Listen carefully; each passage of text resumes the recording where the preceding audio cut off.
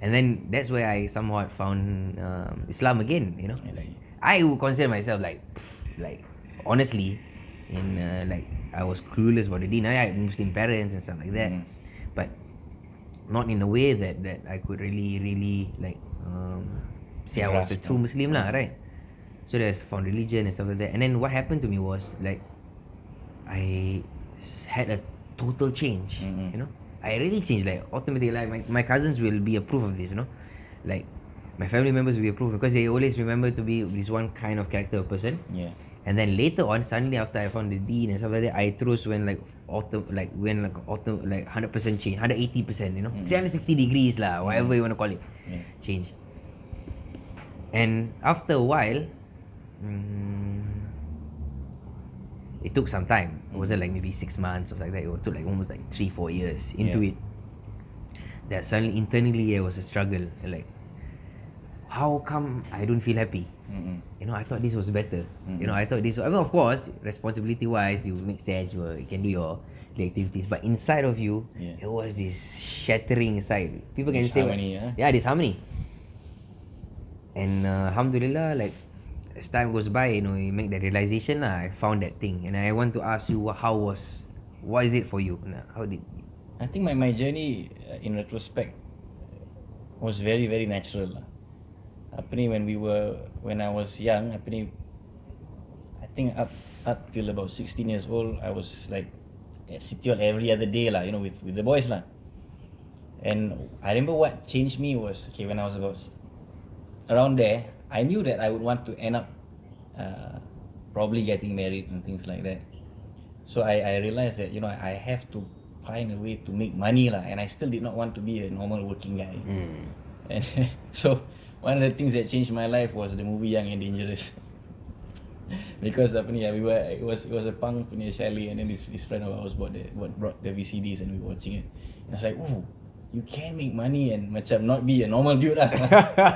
So I began a journey somewhere along those lines lah, and I was trying very hard to make money in unconventionally lah. Unconventional manner. So that led me on a very very interesting and very intense journey for a while. But it was also through this journey because when I took that path, I being from the punk scene, I think everybody's got a very Western punya mindset. And then taking this other path, while still playing in a band and things like that, exposed me a lot to, you know, the Melayu punya culture lah. And it's not just the Melayu punya culture. These a lot of them are the Malays who are really down and out lah, who come from, I mean, their families are in bad shapes and all that kind of thing. So, but it was also through them that I got this reopening towards religion, because, you know, as jahat or whatever as you might call them, all of them still identify with being Muslim. And especially the older generation, a lot of them had pretty good religious background, like somebody important in my life in that journey. He spent many years just travelling through Indonesia, learning Islam and martial arts. And he's a very very important figure to me. And he used to drop hints here and there lah about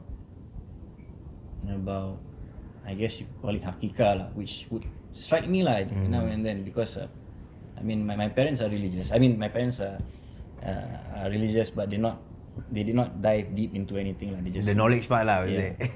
So I wasn't exposed to all these things. So in retrospect, like I said, my journey I think was very very natural. Like I came to a realization where I needed money, and then I ended up in this very unconventional punya way of life, which was pretty scary at times.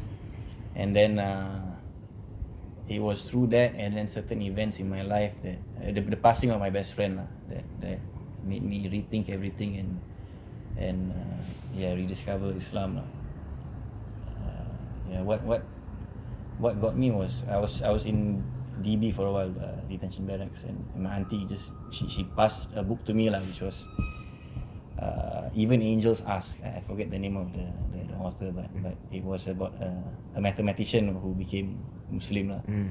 Because now that I mention this, I remember questioning God from a really young age lah, from before my teens. And I think by the time I was 14 already, I identified myself as agnostic. And I believe that there was a creator, but I did not think that the creator described to me was the one that I would worship lah. And if that was the one, I refused to submit lah. Yeah. But even at that point in time, even the punks and the skins and all, they were still quite wary about calling yourself atheist or agnostic. It's not like now it's prevalent. So I can recall macam this, I was like 15 years old and in a very bad state. But then, I mean, we were all in a bad state lah, but there was this older guy who was just telling me like, Ariff, you cannot call yourself that, you came from Allah and you will return to Him. And I mean, I just took it in lah, but that was that memory always strikes me, and I thank that guy from time to time lah.